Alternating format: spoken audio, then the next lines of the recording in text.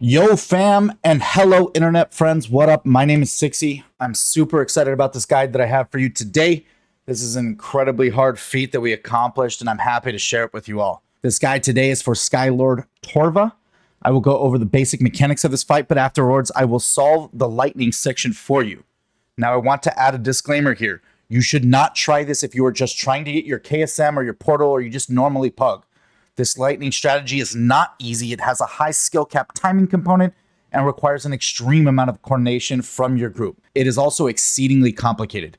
Now, if you are a coordinated push team, I will do my best to describe the solution. My ability to communicate is lackluster sometimes. There's timestamps in the description if you need to skip over the basics. I spent a ton of time creating this strategy, which I will likely never use. So if you find this helpful, please consider subscribing to the channel. I am trying to get to 1,000 subscribers and every little bit helps. If you do sub, thank you so much. Let's jump in. The first ability Tovra will cast is Freezing Snare. It's a trap that goes on the ground. If exploded, will root the person that triggers it as well as anyone within 6 yards of the trap. The second thing that happens in this encounter is that Tovra will call upon Raccoon her Rylak to spray the encounter platform with Thunderous Breath. If you stand inside the lightning zone here, you will take a dot called Diffused Energy. This dot really fucking hurts. This is the main focus of this video. Right after that, Tovra will cast Spinning Spear. That targets a random person and shoots a spear in their direction. It can one-shot you and can be easily sidestepped, but it is really hard to see. After this, the entire fight is on repeat in terms of ability, but as the fight progresses, Raccoon will place more and more sections of Thunderous Breath. From 100 to 80%, there are 2 zones cast, and the previous 2 zones linger. I will describe this in detail shortly. From 80 to 60%, Raccoon spawns 3 zones. From 60 to 30%, Raccoon spawns 4 zones. From 30 to 0%, Raccoon will alternate between spawning 5 zones and spawning 4 zones, with the previous set lingering for just a little bit before it despawns. Before I explain lingering, now is a good time to mention the boxes portion of the encounter space. Thunderous Breath can be cast at 10 distinct locations. If you draw imaginary lines here and here horizontally, and then lines here and here on the outside boxes vertically, and for the inside section, you add a line here and here, you have 10 total boxes where the Thunderous Breath will spawn. If you stand in the in-between section where your character is straddling basically 2 boxes, this will cause problems with the strategy. So be distinctly in one box. And so now to explain lingering. At some point, the zones will clear, but not until shortly after the next cast. This happens in the first and last phase of the fight. An example of this can be seen in this clip here before 80%. We baited to the side here, and then we moved to the next set of squares where we baited again before moving to a third set of squares. But you will notice here when we move to the third set of squares, the first 2 squares had not yet despawned. In the last phase, however, the previous set of boxes will despawn about a second after the new set spawns in. Now here is where things get really complicated. Thunderous Breath can be completely avoided and can be baited to specific boxes based on player location, meaning you do not need to take a single tick of diffused energy. Most people will tell you that you have to take at least a single tick, but this isn't true. However, to do this, you need to perfectly time your movement, and it's very easy to screw up. Tovra has 3 voice lines when she summons Raccoon. Another one, light them up and show them what you're made of. The way this encounter works is that it takes a snapshot of your position and puts the Thunderous Breath in that location. The timing of when the snapshot is taken is a little weird.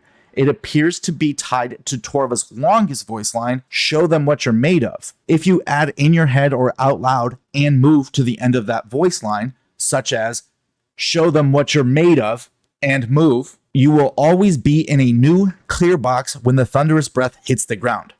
Here's an example of it from comms. Show them what you're made of. And move. That should be the last one. I don't know how to make weak auras like this. If someone creates one for perfect timing, I'm happy to put it in the description. Now, the final phase is for sure the hardest to wrap your mind around. If you get this far, lust and pray. But if you fashion yourself a gamer, let's play some fucking games, my friend. At 30%, you should have 4 Thunderous Zones down. The next cast will be a 4-banger. For our strat, and probably the best strat, make sure Moon and Diamond, the innermost 2 boxes, are cleared. The reason we picked this zone is you want a zone to be safe that preferably 3 out of 5 people can get into that box walking into it. Now, someone will not always be able to walk in. If you don't have a mage or a lock or someone with a way to teleport, 2 people with a defensive should be the one that walks through an old Thunderous zone because they'll have to eat a dot. So in this clip, we hit 30% and we fuck up our first set because we thought we were getting 5, but the first cast after 30% is a 4-banger. However, on our 5-banger, we did not fuck it up, and you see we all correctly spread out into all of the sections except for the white moon box, which we're leaving as our clear section. I correctly called the move, but again, this strat is fucking hard, and everyone except me got the dot. But looking at the screenshot, if Daly had been here instead of where he's positioned, he could have walked into the safe zone. And if Holy used his blink from exactly where he was standing, he also would have avoided the dot.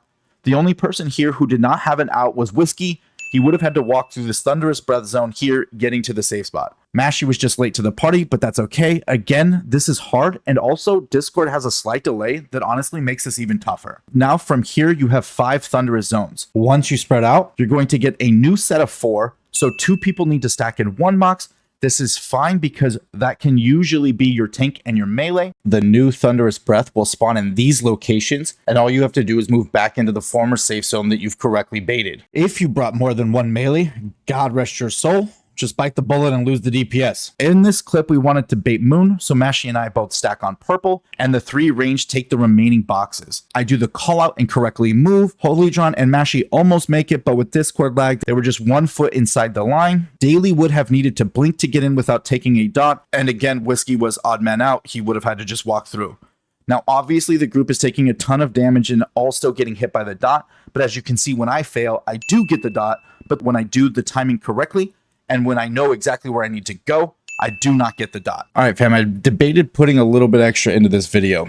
And basically what's going on is that this fight is very, very finicky. If you don't have enough people in the correct number of squares when you're baiting Thunderous Breath, weird things start happening in the fight. Let's say you're in the 3-square section of the fight and your entire party is in, say, 2 squares. What starts happening is that the 3rd Thunderous Breath pool spawns in kind of a random location. There's some coin flipping mechanics that if you do not meet the criteria of the fight, it will choose for you where it's going to either put the Thunderous Breath or the clear space, the safe space for this fight. I decided to go look up the best players in the world and see what they were doing for their Grimrail, just to make sure that this video isn't outdated as soon as I put it up. Essentially, I'm definitely getting consistent results, much more consistent than they were getting.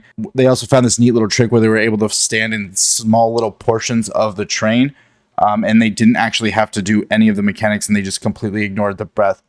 The last thing is that the Thunderous Breath itself does an initial damage. It has nothing to do with whether you get hit with the pool or you get the dot. This initial damage is completely unavoidable and scales pretty heavily.